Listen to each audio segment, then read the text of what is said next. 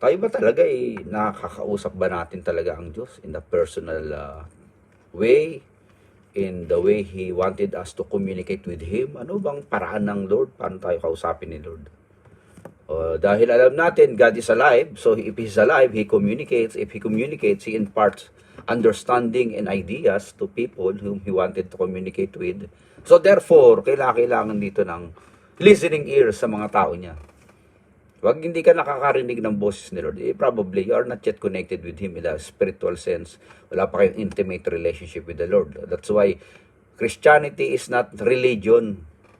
Ha? Ulitin natin. Christianity is not religion. It is a living relationship, an intimate, close relationship, walking with the Lord Jesus Christ through the power of the Holy Spirit for the glory of God the Father. Ang ating pag-usapan ang anak ba na nga ng Diyos ay kinakausap ng Diyos?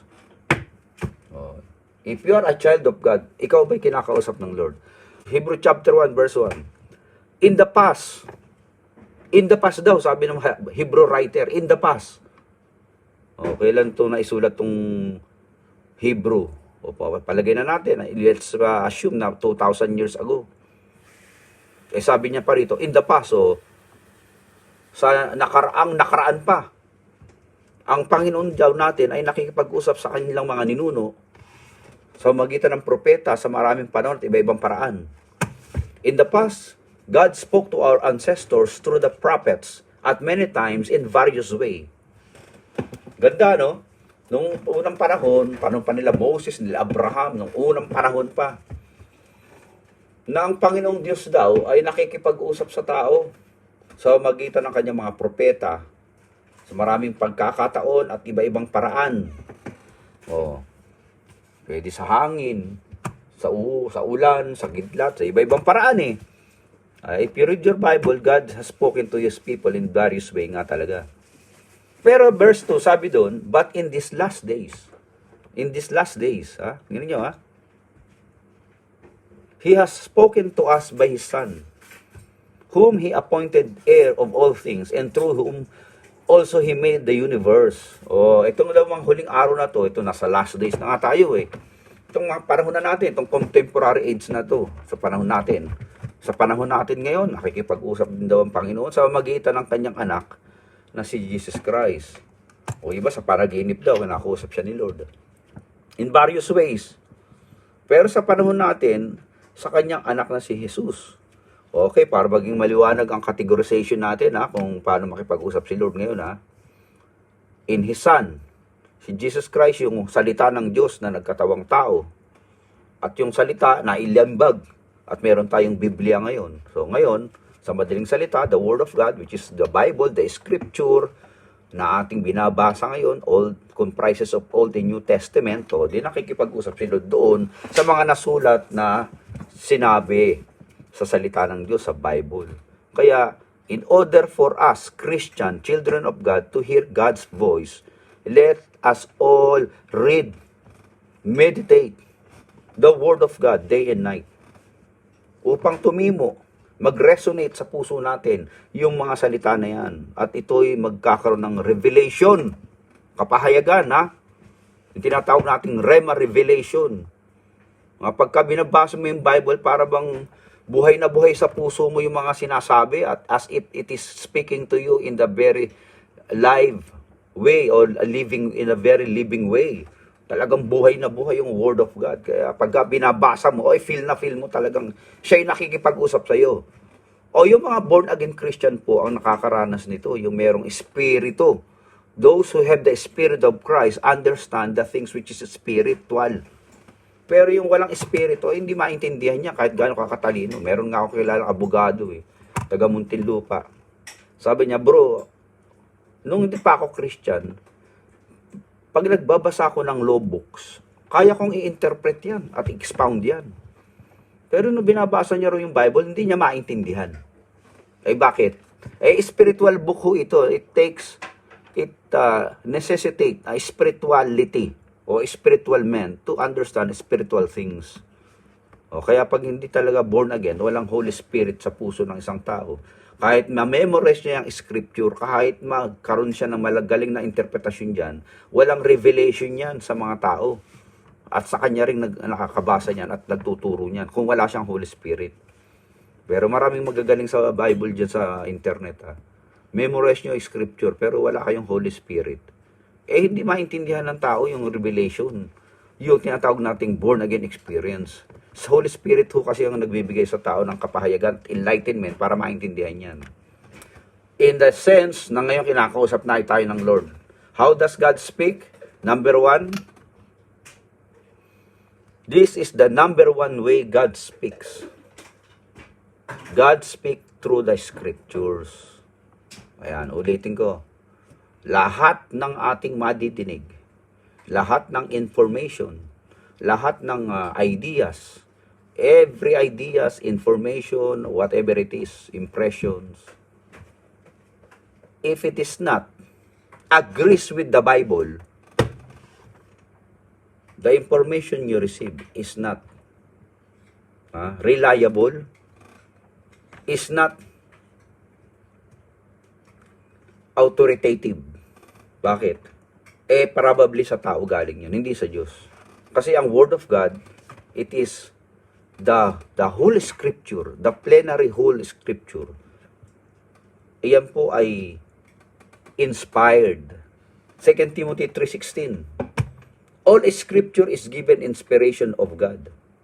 It is profitable for doctrine, for reproof, for correction, for instruction in righteousness or in righteous living, so that the man of God will be complete, thoroughly equipped for every good work.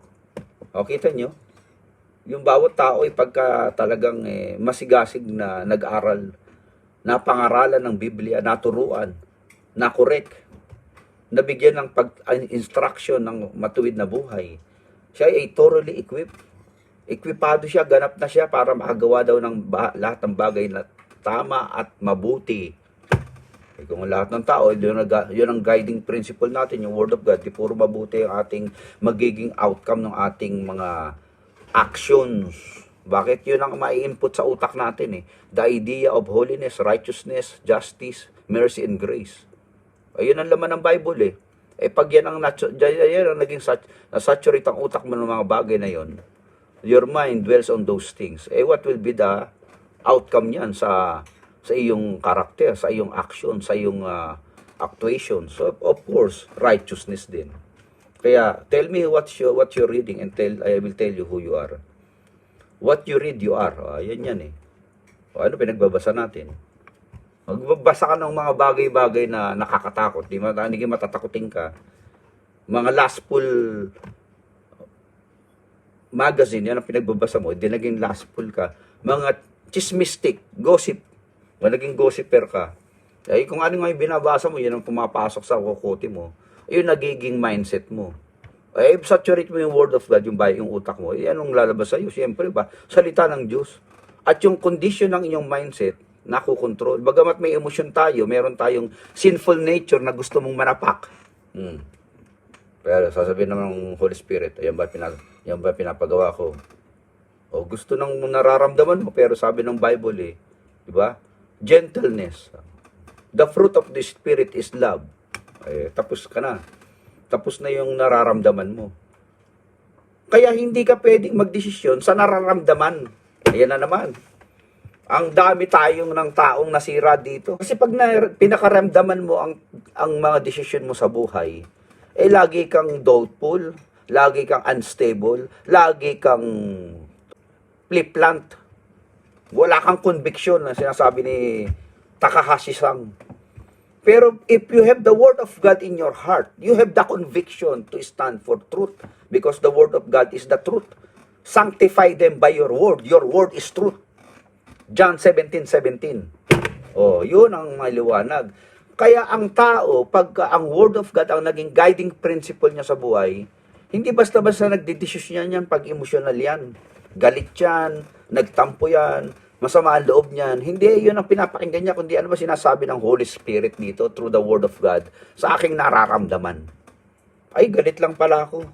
Ba't ko lalayasan tong asawa ko, anak ko, bahay ko, trabaho ko, church ko? Nagalit ka lang pala Hindi naman yun sinasabi ng Holy Spirit. Pagka sinasabi ng Holy Spirit, oh, alak, that is not the place for you to stay. Get out. Get out of them. Oh, maliwanag. Diba? Umalis ka na nga. At kung yung mga kinakasama mo ay hindi naman nabubuhay sa prinsipyo ng Diyos, ay layasan mo na nga. Pinagdadrugs ka. Pinagnanakaw ka. Sinasabi, o ibenta mo yung katawan mo doon para magkapera tayo. Ay talagang demonyo yung ganun. Yun ang dapat layasan. Mga immoral, mga illegal, mga demonic. Pero pagka tinuturuan ka naman ng salita ng Diyos at meron lang pagkakamali na hindi ka lang nabigyan ng McDonald's at kape, wag mo namang ganunin kagad, nagtampo ka kagad. Ganun ba naman yung kababaw yung Bible para sa naramdaman mo lang, naglayasan na kagad? Natural yan, may emosyon ng tao, hindi nawawala yan, nagkakasamaan ng loob eh. Pero it is the word of God ba talaga yung driving principle mo? That's why you came up with that decision na you say sayonara to your partner, to your organization. The word of God rules. If the Bible says, humble yourself, if the Bible says, accept one another, love one another, submit one to another in reverence of Christ. Ang dami-daming mga admonition na ganyan sa Bible na sinasabi na ang bawat isa ay magmahalan, magkapatawaran, magparaya. So that is what the Bible is wanted us to live out this life. Para yung ating buhay ay guided ng Scripture. And the Lord, we truly believe it is the Lord who is really speaking to us, hindi yung ating emosyon. Kasi apat na bagay nga eh.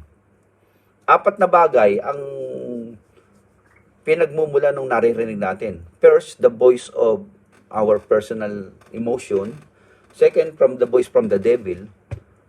Third is the voice from the other people na may nagbibigay sa atin ng ideas, advices. And the best one is from the Holy Ghost, Holy Spirit, which is based on the Scripture na nababasa natin. Kaya, dun sa apat na yun, meron tayong guiding principle na sino ba napapakinggan ko? Itong demonyo, sarili ko lang pakiramdam, o yung sinasabi lang ng ibang tao sa akin, o ang Panginoon mismo nagsalita sa akin.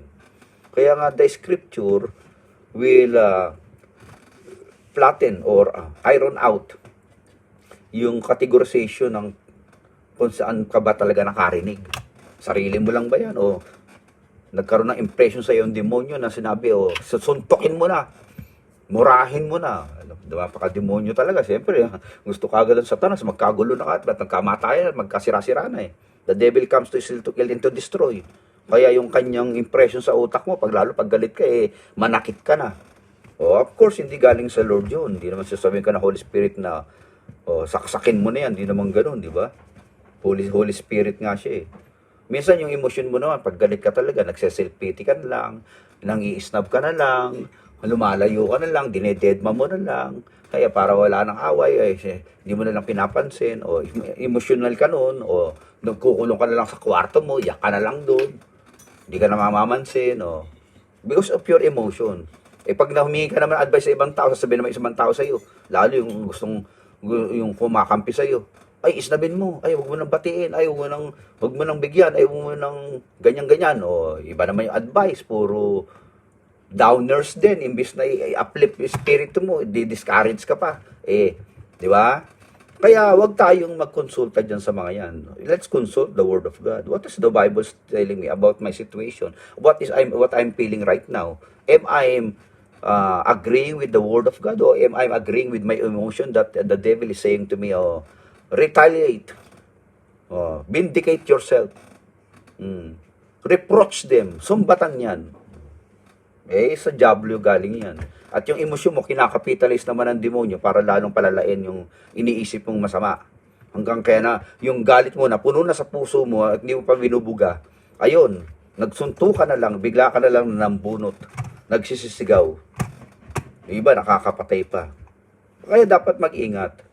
The Lord is speaking to His people by guiding them through the Word of God. In the Scripture, the Bible is very clear and very open, very plainly telling us what is our things that we need to do in order for us to live a happy, peaceful, and harmonious life with other people. O, yan ang liwanag eh. Kaya sabi rito, that the man of God will be complete, thoroughly equipped for every good work. Samantalang, pambira. Paano ka magiging kumpleto at magiging equipado daw ng mga gawaing mabuti? Magbigay ng instruction ng Word of God sa buhay mo. Magpo-correct ka, magpa-review ka, pag-aral ka ng mga doktrina niyan at mga turo niyan at magpa-train ka ng righteous living. That is the true measurement of a person who really hears God's voice and obey it and apply it. Kaya nga pag narinig mo, hear and obey. Hear and obey. Iba naman, hear lang ng hear, walang obedience. Iba naman, obey ng obey, hindi naman nakarinig. O, labo din yun. O, di ba, nung araw, inutos ako nanay ko. Nung utol ko, sabi, George, bili ka ng ganito. Biglang kinuha yung pera sa kamay ng nanay ko. Pagdating sa tindahan, sabi niya, nga pala, binabibili ng nanay ko. Sumunod, di niya naman narinig yung instruction. O ako naman, inutusan. Ronnie, bumili ka ng ganito. Naku, nadinig ko yung utos. Hindi ko naman sinunod. Ayun. Naupakan ako. Bugbog sarado. O, di napalo. Nakarinig, hindi sumunod eh. Isa naman, sumunod, di naman nakarinig. Palpak din. The number one na paraan kung paano makikipag-usap si Lord doon sa tao ay doon sa salita niya. Sa Word of God. The Word of God is true, pure, and holy. All things must pass away, but the Word of God stands forever. Hindi pwede magkamali yan. It is inspired by God. The Word of God Himself. Salita ng Diyos eh. Paano magkakamali yan? Kung meron mang pagkakamali-mali dyan, yung interpreter, yung mga nagbabasa niyan. How does God speak? God speak through the Bible. If you want to hear God's voice, read your Bible. Kakausapin ka ni Lord doon. Ano bang issue sa buhay mo? Sagutin ka niya. Huwag ka naman yung nag-Bible cutting, ha? Bible cutting kasi iba eh. Ganito yung ginagawa, oh. Lord, kausapin mo ako. Kakapikit pa. Biglang gagawin dun sa talata kung saan mang page ng Bible na kanya nabuksan ng kanyang daliri. Hindi ganun. Mamaya, daling ka yung daliri mo ng diablo dun sa... At si Judas ay nagpakamatay. Mamaya, yun ang gayahin mo, mali. Basahin mo yung Bible systematically. Word by word o book by book. Chapter by chapter, verse by verse. Hanggang kausapin ka ng Lord doon. Tapos meron kang journal. Ay, mga hindi pa nagdedebosyon, turuan ko kayo ha. Journal. Susulat mo doon sa notebook mo. Ganito. Notebook mo. Sulat mo yung date. Araw. Yung talata ng Bible, kunyari Matthew chapter 1, verse 1 to 5. Nabasa mo yung 5 talata na yun. O, ano ba yung naintindihan mo dyan? Siya nasabi sa Biblia, ganito po, ganyan, ganyan, ganyan. O, basahin mo kung ano yung mga kapahayagan ng Lord sa'yo. And then, isang araw, meron ka makikita doon, highlight mo yung naimportanteng mga talata na parang nararamdaman mo ang Diyos talaga kumakausap sa'yo at yung tanong mo, nasasagot. O, yun ang Rhema Revelation. Nadidinig mo na ngayon ang Word of God. At may instruction pa sa'yo, na-journal mo pa. And those promises, those statement of God para sa'yo, may mga ano yun, may mga gabay yun. Para ikaw ay pag nasinusunod mo yun, pag ikaw ay talagang sumusunod doon sa mga naintindihan mo doon sa Word of God na yun, at ina-apply mo na, blessed is the man who hears this word and obey it. Yan ha, maliwanag po yan ha. God speak to us through the Bible. Pangalawa, si Lord, napakalapit ni Lord sa atin. Alam mo kung bakit? Sumasa atin si Lord eh. Ha? His Spirit dwells and live inside of us. Na yung Espiritu niya, sumasa atin, yung katawan natin, naging templo niya. Kaya, the moment we talk to Him, we can easily hear Him in our spirit. Naririnig natin ang Lord sa ating thought life, sa ating conscience, sa ating inner self, sa ating tinatawag na soul. Maging sensitive ka lang na inuudyokan ka ng gentle spirit. The Lord is comforting you when you are down. The Lord is guiding you and enlightening you when you are in doubt and in confusion. O mag-pray ka lang, o tumahimik ka lang kay Lord, no? Be silent, be it still, that you know that He is God. Kaya nga yung meditation, may importante pag nagpe-pray ka, tahimik ka lang. And suddenly, the plus of spiritual revelation will impress your mind with some holy thoughts. At alam mo, galing sa Diyos yun. Yung mga banal na impression. Bawa, malungkot ka, bigla ka nag-pray. Tahimik ka lang, nakapikit ka lang ganyan, nakakonsentrate ka lang kay Lord. Mamaya, magbibigay, may magpaplas sa isip na ganito gagawin mo. Mga things that is holy, right, proper, and lovely and gentle. Alam mo, galing kay Lord na talagang nilid ka niya. Yun ang tinatawag nating God is speaking through us in our thought. Sa ating pag-iisip, sa ating conscience, sa ating inner self. John 14:26, but the Counselor, the Holy Spirit, the Father will send Him in my name, will teach you all things and remind you of everything I have told you. Yung Counselor, the Holy Spirit, is the one who give us the counsel, the one who give us the advice, the instructions, especially in the things that too hard for us to comprehend. Initulungan tayo ng Holy Spirit para magbigyan tayo ng mga divine wisdom how to deal with the matter that we are facing. Lalo yung mga mahirap na mga sitwasyon sa buhay. Mga talagang kailangan ng spiritual knowledge and wisdom. Lalo yung pagka yung magbigay ka ng mga solusyon sa problema, na mga komplikado, kailangan natin ng counselor. Dahil matalino ang Panginoon eh. Kaya yung mga Christian, lalo yung mga people who are very familiar with the Word of God, they are very much qualified to really give divine counsel. Bakit? Napuspos sila ng Espiritu ng Diyos sa pamamagitan ng kanilang pagbababad sa salita ng Diyos. At they could really easily discern the righteousness and the unrighteousness of issues. Ayun ang sinasabi sa Book of Hebrew, na yung mga tao na marunong, nakaka-discern ng salita ng Diyos, sila yung mabilis makapagbahagi, makapag-share, makapag-advise, makapag-encourage sa iba sa pamamagitan ng paggamit ng salita ng Diyos. Kaya nakakatuwa, no? May mga tao talagang very gifted yan. Tignan nyo rito sa Hebrew 5, verse 12. Pakinggan nyo, ha? In fact, though by this time you ought to be teachers, you need someone to teach you elementary truths of God's Word all over again. You need milk, not solid food. O, kausap po rito ng Hebrew writer, yung mga Christian, na hindi na sila lumalago sa kanilang pananampalataya. Ang kanilang mga katuruan ay pambata pa rin, elementary teaching.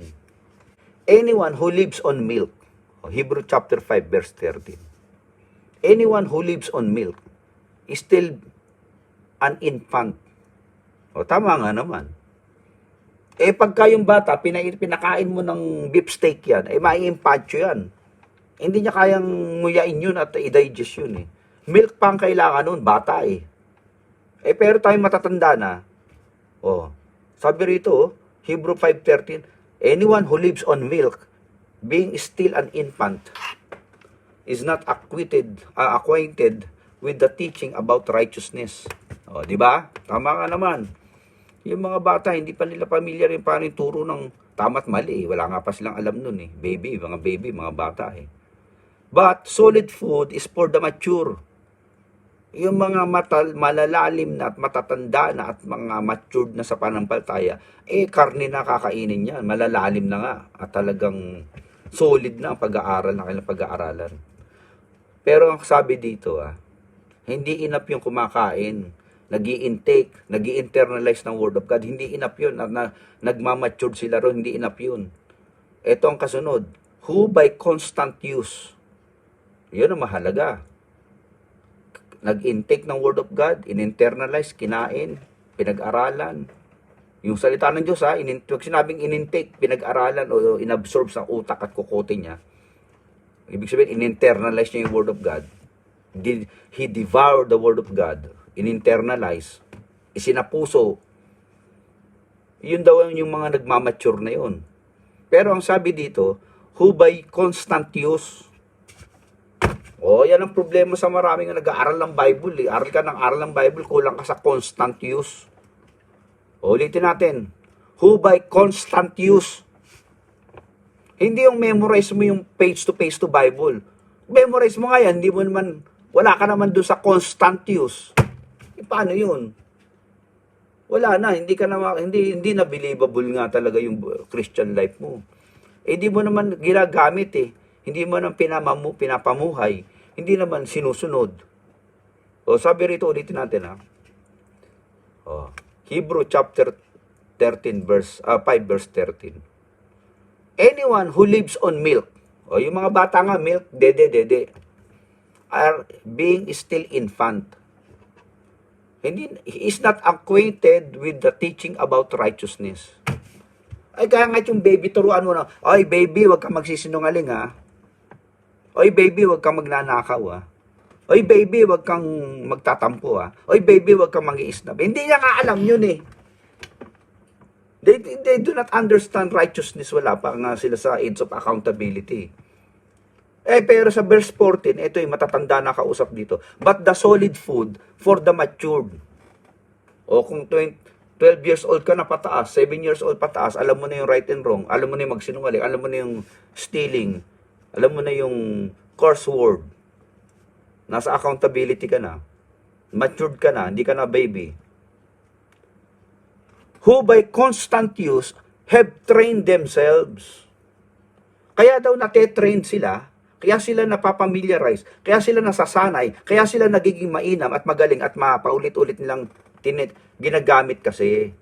Who by constant use have trained themselves to distinguish good and evil. Mahirap pa bang intindihin yun? Ito good, ito bad. Ito yung word of God, lagi mong ginagamit. Madali mo nang magkaroon ng distinction, to distinguish, to understand. Kaya yung salitang wakaru, di ba? Wakarimas.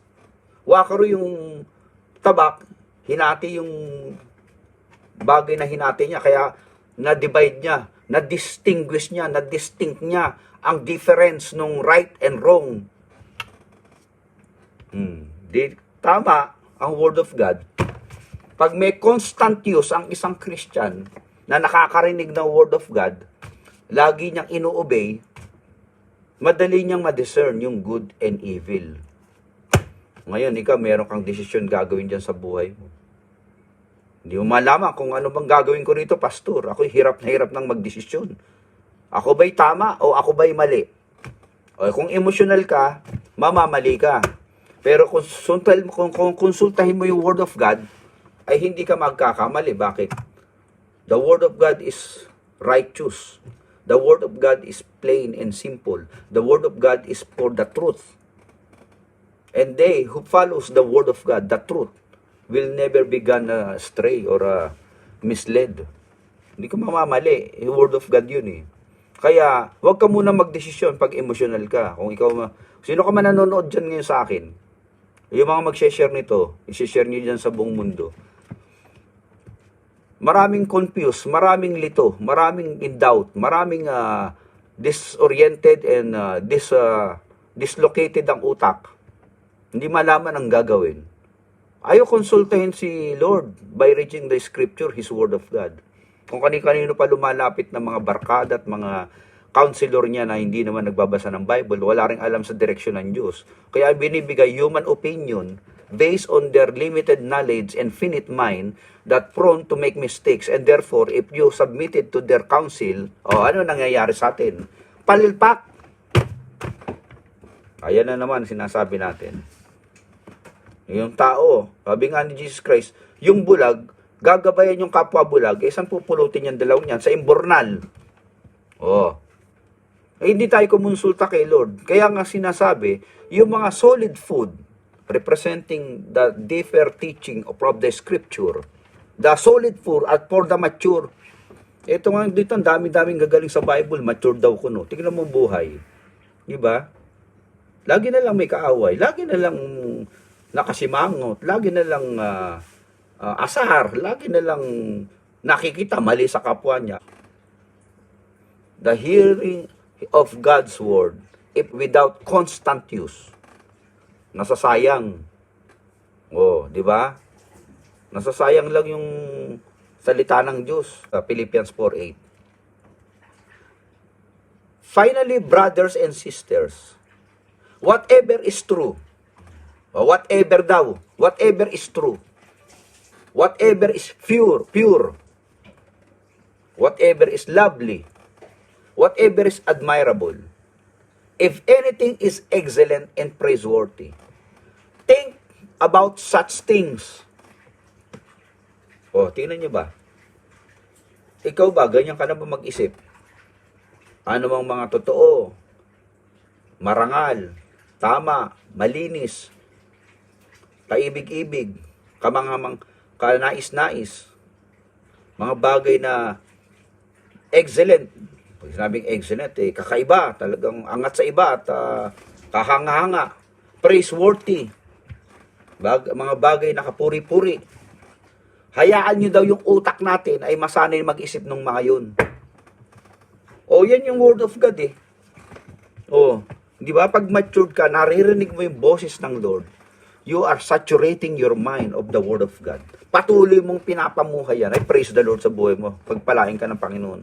Pinagpala nawa ang sino man nakarinig ng kanyang salita at isinunod yun. Jesus says, blessed is he who hears this word of mine and put them into practice. They are likened into a wise man who built his house on the rock. Oh, the rain will come, the wind will blow, and the flood will hit against that house, and it will not be destroyed because it has its foundation on the rock. Oh, yun, ang liwanag.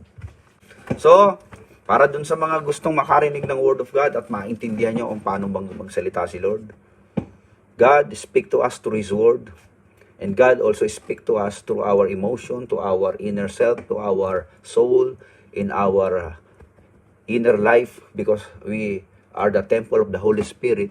Nasa atin ang Spirit ng Lord. Nag-uugnay yan eh.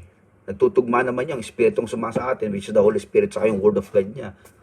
Ha? Kaya, when the Holy Spirit, which is in your heart, guides you, as you read the Word of God, He enlightens you, and then you agree with the Word of God, and you obey the Word of God in your heart, and then put them into practice, into action, by constant use of that. O, di ikaw ngayon ay talagang guided, led by the Lord.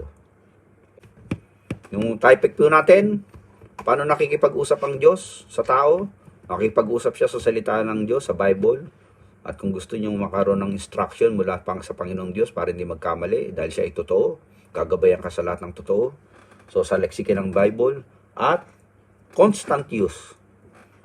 Palagi ang ipamuhay, sundin, gawin, i-obey. Yon ang sikreto ng matagumpay na buhay na nakikinig sa Diyos at pinagpalang buhay. Amen! Praise the Lord! Hallelujah! Okay. Kung ano po ang inyong mga katanungan at meron kayong mga comment, ha? Meron kayong mga gustong liwanagin sa salita ng Diyos, at meron kayong mga tanong-tanong na nais nyong liwanagin sa buhay ninyo, you are free to comment